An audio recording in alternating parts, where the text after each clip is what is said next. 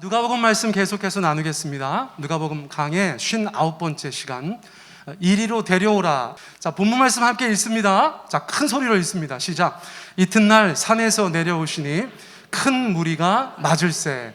무리 중에 한 사람이 소리질러 이르되, 선생님, 청컨대 내 아들을 돌보아 주옵소서. 이는 내 외아들이니이다. 귀신이 그를 잡아 갑자기 부르짖게 하고 경련을 일으켜 거품을 흘리게 하며 몹시 상하게 하고야 겨우 떠나가나이다. 당신의 제자들에게 내쫓아 주기를 구하였으나 그들이 능히 못하더이다. 아멘. 40절 말씀으로 끝나고 아멘 하려니까 가슴이 너무 아파요.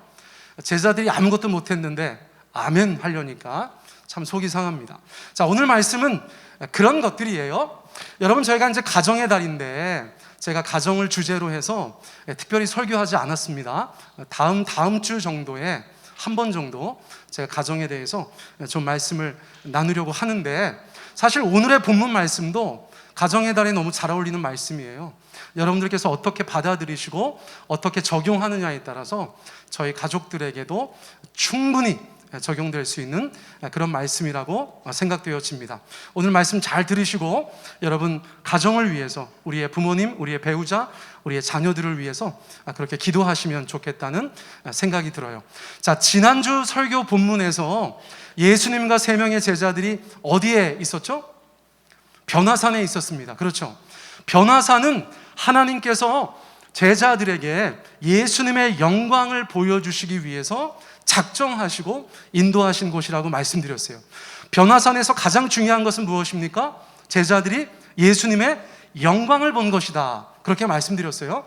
우리에게도 변화산이 필요하다. 할렐루야. 우리에게도 주님의 영광을 볼 날이 있어야 한다. 삶의 여러 가지 일들 속에서 날마다는 아닐지언정 하나님의 영광을 자꾸 보아야 그분에 대해서 분명히 믿고 이 험한 세상 가운데서 예수님의 사람들로서 살아갈 수 있다, 그렇게 말씀을 드렸었어요. 우리가 어디 수련회 가거나 어디 집회 가던 시절들이 있었어요. 굉장히 활발하게 그렇게 다니던 때가 있었어요. 저희 아내는 지금도 맨날 농담 삼아 얘기하는데, 연애할 때 제가 수련회만 갔다 오면 헤어지자고 했다는 거예요. 오늘 아침에도 그 얘기를 하더라고. 아마 그때는 목사 사모 안 한다고 자꾸 얘기해가지고 제가 수련회 갔다 오면 헤어지자고 그랬대요, 자꾸. 저는 다 잊어버렸는데 저희 아내는 아직 기억하고 있어요. 자, 어쨌거나 여러분, 저희가 변화산에 다녀오면 우리가 새로운 것들로 충만해지는 줄 믿습니다. 그런데 우리의 삶의 자리로 주님께서는 돌아가라고 말씀하시잖아요. 변화산에서 초막 셋을 짓고 거기에 머물러 있는 것을 용납하지 않으시잖아요. 왜 그럴까요? 변화산은 우리 집이 아니에요. 변화산은 우리 회사가 아니에요. 변화산은 우리 학교가 아니에요. 변화산은 나의 삶의 자리가 아니에요.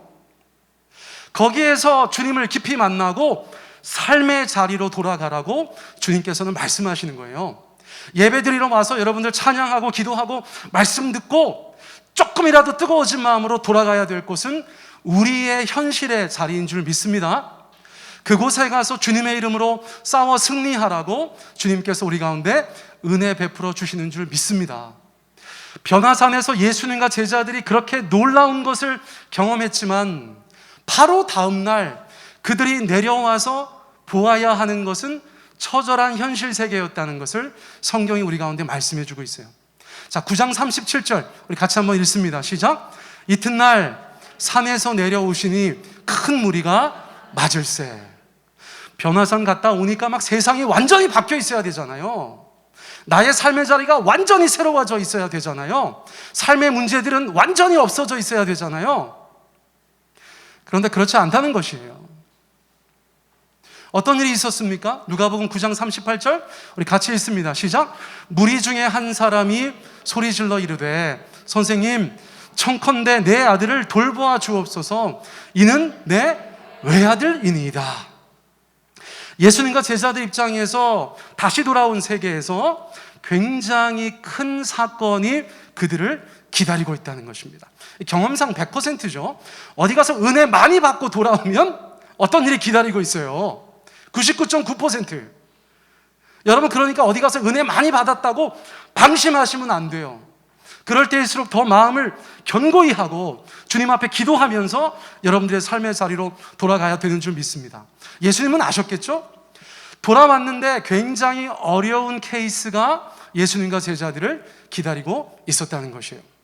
웬만하면 제자들이 해결할 수 있었을 터인데 이 사건에 대해서는 9명의 제자들이 꼼짝도 못했어요. 자, 그 문제를 예수님께 가지고 오는 것입니다. 어떤 한 아버지가 등장하는데 소리 지르면서 예수님께 다가오는 것이에요. 얼마나 간절한지 몰라요. 얼마나 그의 삶의 자리가 처절한지 몰라요. 그리고 예수님께 자기 아들을 돌보아 달라고 이야기합니다. 이것은 어떤 환자를 의사한테 보여주는 그런 느낌이에요. 우리 아들 좀 한번 봐주십시오. 그런데 이 아버지가 뭐라고 표현합니까? 그 아들은 어떤 아들이래요? 외아들입니다. 아유, 외아들이 있어 봤어야지 저 마음을 알죠, 제가. 저는 몰라요, 저 마음을. 그런데 여러분, 2000년 전 유대 사회에서 외아들이라는 것은 너무나 소중한 존재예요. 그 아들이 없으면 아무것도 이루어지지 않아요. 부모들의 미래도 없다고 볼 수 있어요. 그러므로 그 외아들은 그 아버지에게, 그 어머니에게, 그 가족들에게, 그 친지들에게 너무나 소중한 존재라고 할 수 있습니다. 여러분, 우리 주변에 그런 사람 있어요, 없어요? 여러분, 저도 저희 어머니의 외아들입니다. 누나가 둘이 있어서 그렇지 아들은 하나니까. 그렇죠? 저희 어머니가 저를 너무너무 사랑하세요. 분위기가 이상한데?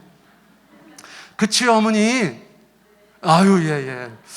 더 이렇게 기쁘게 반응해 주셨으면 좋았을 걸 그랬어요. 진짜로 저를 너무 좋아하시죠. 예. 저도 저희 어머니 너무 사랑하고. 자, 그런데 이 아버지에게는 그 하나밖에 없는 아들이 너무 큰 문제를 가지고 있어서 속상했다는 것이에요.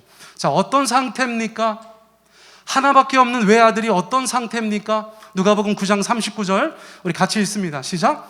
귀신이 그를 잡아 갑자기 부르짖게 하고 경련을 일으켜 거품을 흘리게 하며 몸이 상하게 하고야 겨우 떠나가나이다. 누가복음에서는 이 정도로 얘기하는데 마가복음에서는 조금 더 소상하게 얘기합니다. 나중에 여러분들 마가복음 보세요.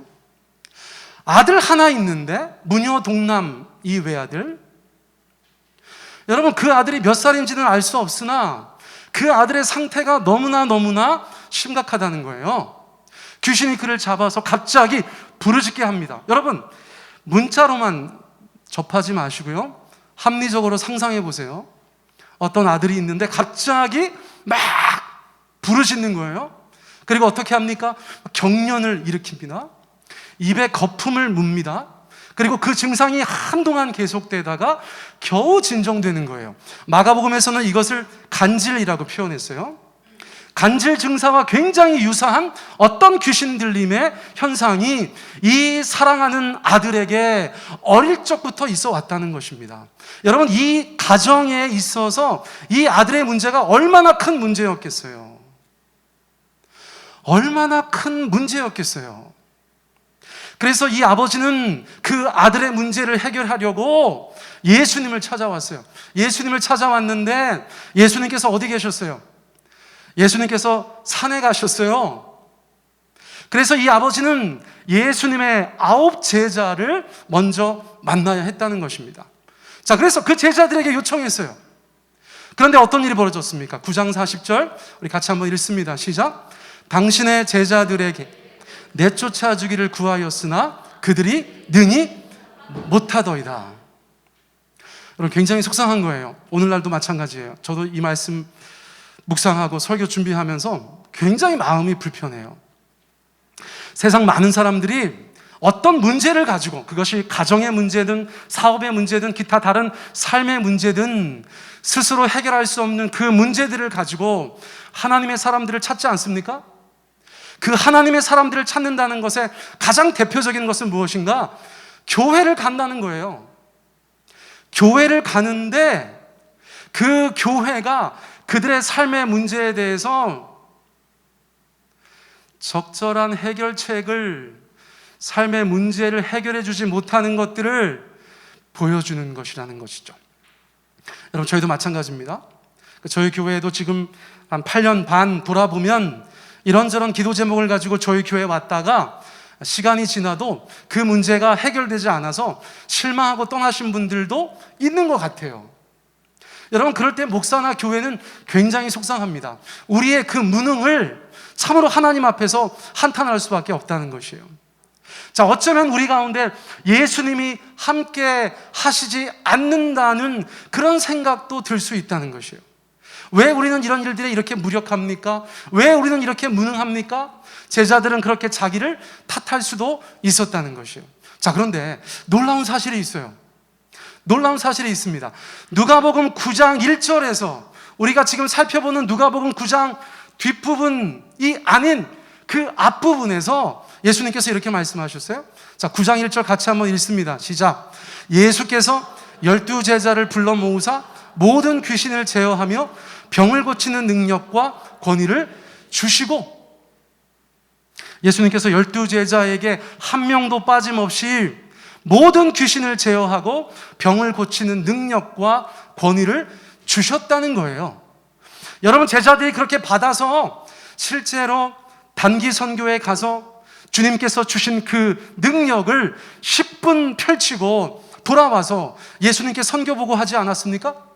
우리가 가는 곳마다 귀신을 내쫓았습니다. 우리가 가는 곳마다 병든 자들을 낫게 했습니다. 그렇게 선교 보고까지 하지 않았어요? 그런데 이 경우에 있어서, 유독 이 경우에 있어서 예수님께서 자리에 안 계셨지만 9명의 제자들은 너무나 무능하게 그 아버지의 기도 제목 가운데 실패한 모습을 보여주었었다는 것이에요. 나중에 예수님께서 말씀하시지만 제자들의 실패는 무엇 때문입니까? 여러분, 믿음 없음 때문이다 말씀하세요. 또 마가복음에서 말씀하시는 것은 무엇입니까? 더 기도하지 못한 탓이다라고 말씀해 주고 계세요. 여러분, 그러므로 우리 가운데 주님께서 말씀하시는 것은 동일한 줄 믿습니다. 사랑하는 성도님들, 우리가 교회예요. 할렐루야. 우리가 교회입니다. 그런데 주님께서는 우리 가운데 예수님의 이름의 능력을, 권세를 이미 허락해 주셨다는 것을 기억할 필요가 있어요. 지금 당장 어떤 일들이 일어나지 않는 것은 어쩌면 우리의 믿음 없음이고 우리의 기도가 부족한 탓이다라고 이해할 수도 있다는 것입니다. 그러므로 그런 것에 하나님께서 말씀하시는 것을 듣고 더욱더 순종하며 나아가는 우리가 되어야 할 것이에요.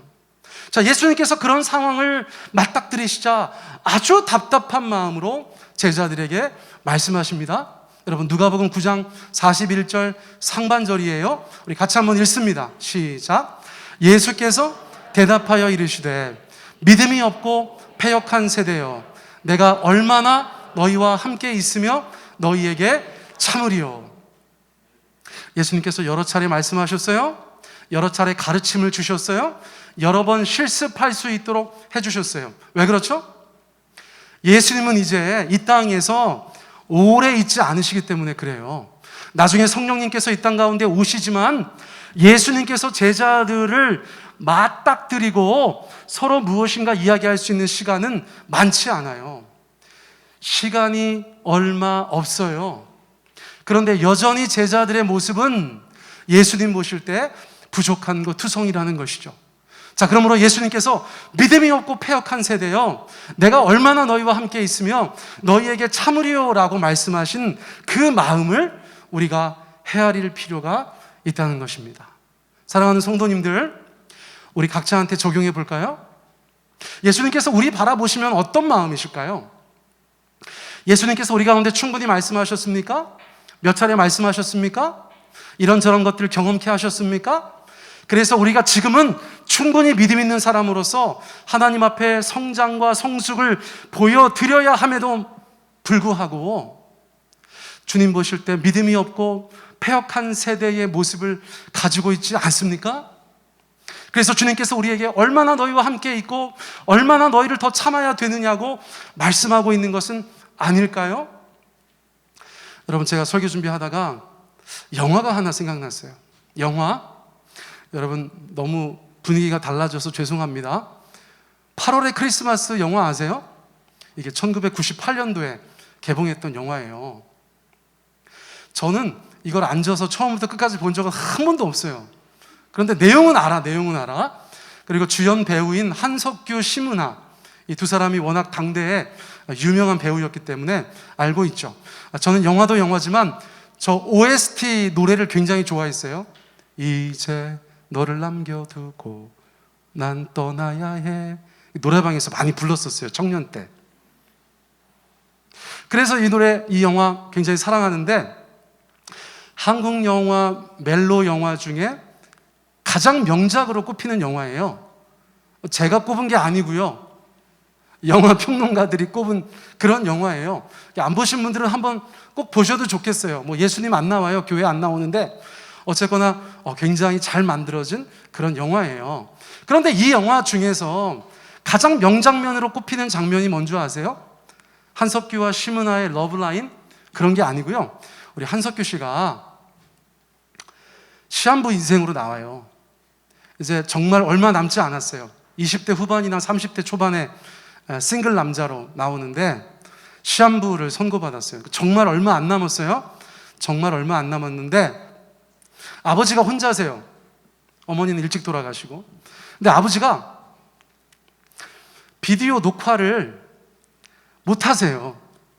그래서 아들이 몇 번을 가르쳐 드렸어요. 비디오 녹화를 하는 방법을. 지금 저 장면도 그런 거예요. 그러니까 리모컨을 가지고 어떻게 비디오를 녹화해서 다음에 보고 싶을 때 재생할 수 있는가를 그렇게 말씀드리는 건데, 우리 신구 선생님께서, 저분께서 이제 아버지로 나오셨는데 몇 번을 가르쳐 드렸는데도 못 하시는 거예요. 못 하셔서 우리 한석규 아들 한석규 씨가 중간에 가르치다가 화를 내고 방에서 나가는 장면이 있어요. 그 장면이 저 영화의 가장 명장면으로 꼽혀요. 지금 제 설명을 들으니까 되게 이상한 장면 같죠? 정말? 우리 하람이가 전혀 감동이 하나도 안 돼요, 이렇게 이야기했는데, 진짜로 그 영화를 보면 굉장히 마음이 짠해요. 아들은 얼마가 시간이 안 남은 거예요. 아버지한테 이 리모컨 사용법을 제대로 가르쳐 드리고 싶은데 아버지가 잘 습득을 못 하시는 거예요. 그래서 아들이 화를 내고 저 문을 싹 열고 쾅 닫고 나가는 장면이 굉장히 인상적이에요. 여러분, 저는 너무 억지스럽다고 생각하실 수 있지만 적어도 지금 본문에 등장하는 예수님의 마음은 저 마음하고 굉장히 비슷한 거예요. 여러분, 시간이 많지 않아요. 제자들이 빨리빨리 예수님께서 말씀하시는 것을 알아들어야 돼요. 충분한 믿음이 생겨야 돼요. 여러분, 이 세대를 본받지 말고 오직 마음을 새롭게 함으로 변화를 받아 하나님의 선하시고 기뻐하시고 온전하신 뜻이 무엇인지를 분별하는 그런 제자들이 되어야 해요. 그런데 너무너무 제자들이 더딘 거예요. 예수님은 그러므로 그렇게 말씀하신 거예요. 믿음이 없고 패역한 세대야, 내가 얼마나 너희와 함께 있고 너희에게 참아야 하느냐. 이제 좀 분발해라. 이제 좀 일어나라. 이제 좀 열심을 더 내라. 주님께서 우리 가운데 말씀하고 있다고 생각해요. 여러분, 제가 이런 말씀할 때 여러분 가운데 막 정죄하고 비판하는 거 절대 아니에요. 여러분, 저부터도 이 말씀 앞에 너무나 힘들고 부끄럽다는 것을 먼저 말씀드려요. 그럼에도 불구하고 이 말씀이 주님께서 오늘 우리 가운데 주시는 말씀인 줄 믿습니다. 여러분, 일어나서 함께 나아갑시다. 할렐루야. 우리 주님께서 말씀하시는 그 믿음의 자리로, 주님께서 원하시고 기뻐하시는 그 믿음의 자리로 우리가 함께 나아가야 되는 줄 믿습니다. 자, 그것은 그거고, 예수님께서는 그 아버지의 고통에 적절하게 대처하세요. 자, 누가복음 9장 41절 하반절 말씀 우리 같이 한번 읽습니다. 시작. 내 아들을 이리로 데리고 오라 하시니. 어디로 데리고 오라고 하세요? 이리로가 어디예요? 이리로죠, 그렇죠? 아들은 지금 저기 어디 있잖아요, 그렇죠? 아버지가 먼저 와 있잖아요. 아버지 얘기를 다 듣고 나서 예수님께서 당신의 제자들의 그 무능을 탓하시고 나서 너의 아들을 이리로 데리고 오라고 말씀하시는 거예요. 너의 아들을 이리로 데리고 오라고 말씀하세요. 사랑하는 성도님들, 우리가 우리 가정과 우리의 삶의 많은 기도 제목들을 가지고 어디로 나아가야 합니까? 여러분, 담임 목사 앞으로 나아가야 됩니까? 우리 목자, 목녀님 앞으로 나아가야 됩니까? 어디로 나아가야 돼요? 정확하게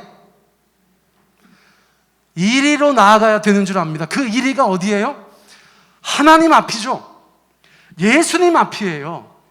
예수님을 대신하는 어떤 사람이 아니라 바로 예수님 앞으로 우리가 데리고 나아가야 되는 줄 믿습니다. 거기에는 무능이 없어요.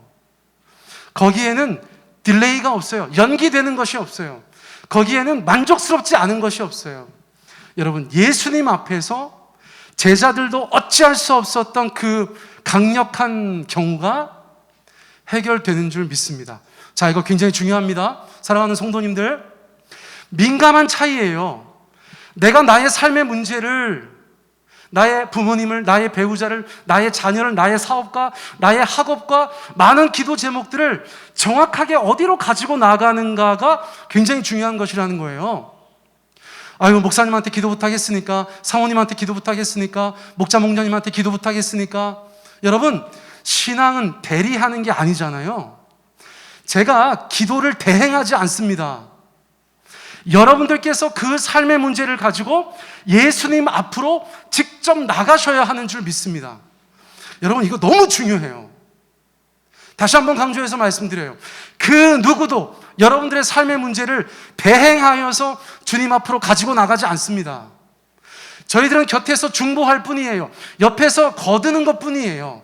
그런데 그 아버지가, 그 어머니가, 그 자녀가, 그 배우자가 그 문제를 가지고 예수님 앞으로 데리고 나아가야 되는 줄 믿습니다. In front of God, 하나님 앞으로 데리고 나아가야 되는 줄 믿습니다. 여러분, 거기에 만족이 있는 것입니다. 할렐루야.